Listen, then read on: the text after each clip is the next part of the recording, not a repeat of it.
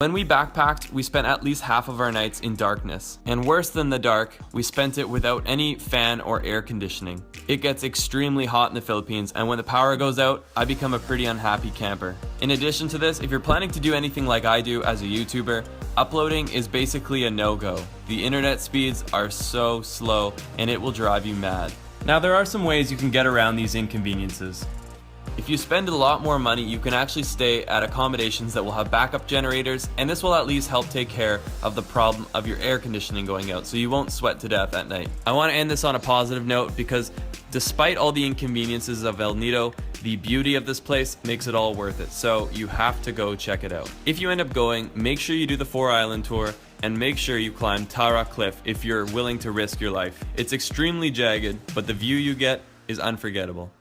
The next on my list is Bohol. Bohol is a large and magical island. There's so many things to see and do here. It never hurts to go around with locals. That's how we find some of the cool hidden gems, like this little hole in the ground. No pun intended. With Bohol being a big island, you could easily spend 5 to 10 days here. The most popular of the beaches is Alona Beach. And this is a place where you can stay at a 5-star hotel or at a guest house or hostel. The pricing is definitely on the expensive end, but nothing unreasonable. Also a must in Bohol is to rent a scooter. Some of the most incredible riding I've ever done has been done here on this island. You take the scooter, you drive up further north from Alona Beach, and you'll end up visiting these guys. These are tarsiers, animals only found in Bohol. They basically sit like this all day, but what more could you ask for? I mean, just look at him, he's chilling. Mondays, am I right? Also worth mentioning, I did go up further north to Anda Beach, and although I liked Anda, I didn't love it. I found it a bit of a dirty beach. For me, I would have preferred to have stayed in Alona Beach, rented a scooter, and used it to do day trips like seeing the Tarsiers, the Chocolate Hills, etc. You'll also see a lot of European-inspired churches while exploring the Philippines. This one here was built by the Spanish, and it was actually shook up during an earthquake a few years ago. Just after visiting the Tarsiers, you're gonna see the man-made forest. And true to its name, it's a forest that was actually hand-planted by men. It's a really awesome feeling because as you drive down this narrow road, you feel like you're going through a tree tunnel. It's great for Instagram goals, and it's definitely an awesome feeling as you're riding on your scooter. After the man-made forest, about another 35-45 minutes up north, you'll be going through what some people deem the main attraction of Bohol. These are the Chocolate Hills, and you'll notice they look extremely similar to a Hershey Kiss. I don't know if that's why they've been called that, but the name is definitely fitting. You can drive up to the top of one of the hills and actually get a pretty good vista of the entire mountain range. I definitely recommend it. Number 5 is a place that's on very few people's lists. Dumaguete is an incredible place, and there's a lot to see and do here. It's a place I spent almost 2 weeks scuba diving and exploring its beautiful nature. If you go to Dumaguete, check out Casaroro Falls. I know I'm probably butchering it, but I'll write it down below. Right across from Dumaguete is a short boat ride to Apo Island. Make sure you check out this place. Apo Island translates into English as Turtle Island, and it's well named because everywhere you go is serious dirt, brah. There's sea turtles everywhere, and these chillers are used to having people around, so they don't mind when you swim up next to them. Just make sure not to touch them. This is by no means in Dumaguete, but this is one of the must-do's of the Philippines. This here is Manjoyud Sandbar. I call this place the Maldives of the Philippines. It's about a 2 to 3 hour drive to get here from Dumaguete, but every single minute of the ride is worth it.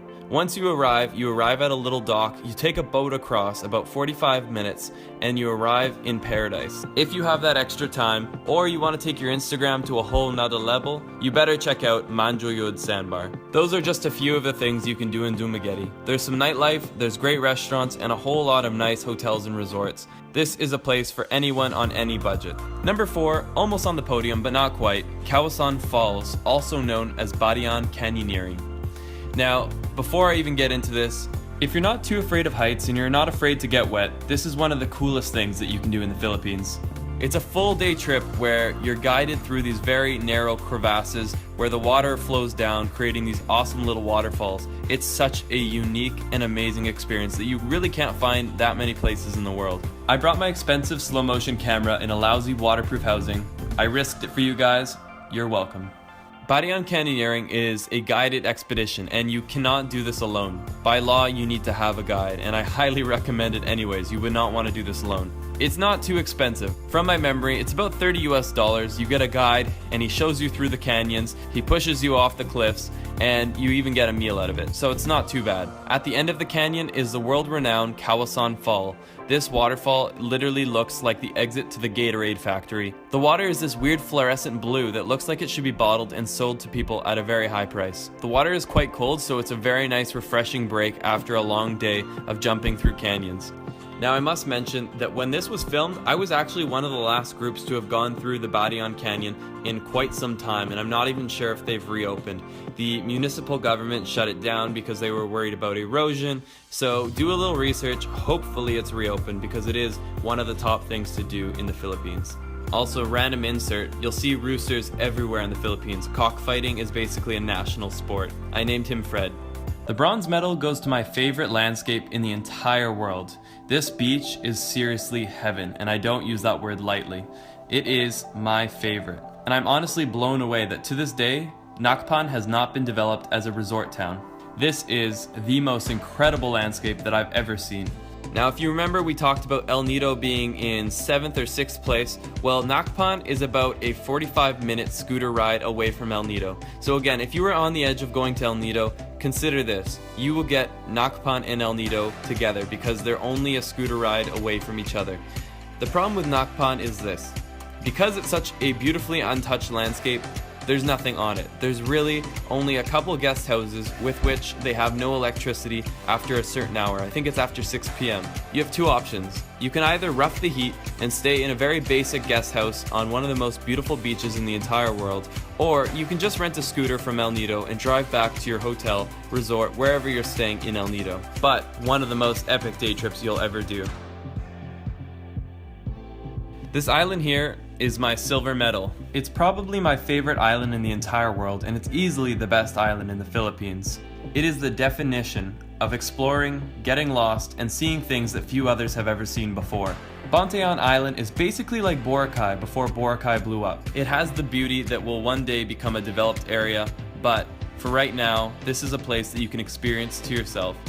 There's so much to do here, from exploring the jungle to exploring the beautiful beach that surrounds the entire island. There's even goats that freely roam. This is Jerome.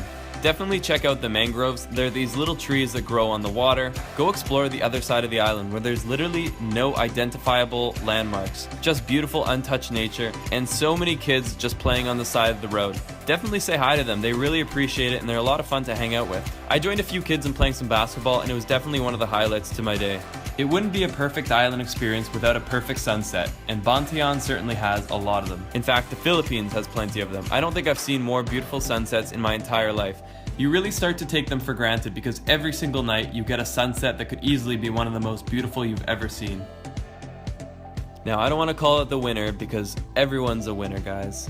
But just kidding, this is the winner of my top 10 of the Philippines, Coron. Coron is definitely not the easiest of places to get to. It's pretty far north. In fact, it's even farther north than El Nido. It's more inaccessible than El Nido, and it can definitely be a bit of an expensive place to visit because it's so inaccessible. You either take like a 5-hour ferry from El Nido, or you can fly directly from Manila. Definitely expect to pay top dollar because the flights aren't cheap. This is not a cheap place to go. Now it's time to show you why you're willing to spend your money to come here and why you're willing to deal with the inconvenience of getting here. Coron is simply out of this world. I can't compare it to anything, to be honest. It's like New Zealand and Africa had a baby, and it was beautiful. As always, my favorite thing to do is rent a scooter. It's the first thing I do whenever I get to a new place. Get a scooter, go explore this island. You will be blown away. Now I must say that the roads we took on our scooters were basically like off-roading. There was some very loose gravel, some huge rocks that we were driving over, but the feeling of exploring where few have explored before was so worth it. Similar to Bohol, they have mountains that look like the Hershey Kisses. They're not called the Chocolate Hills, but they're very similar looking. When we drove down this road, we probably didn't see tourists for the entire day. This might sound scary to some of you, but it's one of the most amazing things. The local Filipino people are some of the friendliest and most accommodating people. Definitely don't take that as a bad thing. It's an incredible feeling of truly getting lost in a place that you've never been before. Now, after exploring the rural side of Coron for the day, we went to the more touristy spots. There's these beautiful hot springs where people generally come for sunset. If you come here around 5 p.m., you can definitely expect to see tons of other travelers. It's a really cool way to meet people. The next day, my girlfriend and I and a couple of friends rented kayaks, and we went and kayaked all the way across to a set of islands. Now, I don't know if I recommend the kayaking because it truly was a very, very, very, very, very difficult workout, but it's good to stay in shape while traveling, so maybe this is the best option for you.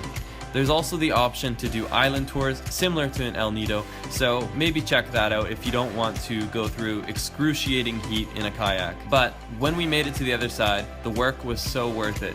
Similar to the landscapes of El Nido, you have the jagged cliff sides, the incredibly blue water, and the feeling of being cut off from the rest of the world. It's extremely energizing to do that every now and then. These are among some of my favorite drone shots I've ever captured. Thank you, Korun. This is Laura looking graceful, but then she got bit by a fish.